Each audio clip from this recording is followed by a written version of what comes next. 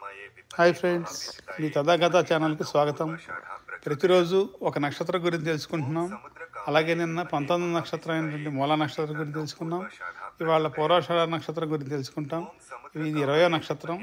Left సైడ్లో తెలుగు అంకెల్లో వేసాను 20. చూడండి, ఒకసారి తెలుస్తుంది మీకు. ఇంకా తెలుగు అంకెలు తెలుసుకోవాలంటే మన క్యాలెండర్లో కూడా తెలుగు అంకెలే ఉంటాయి చాలా భాగం.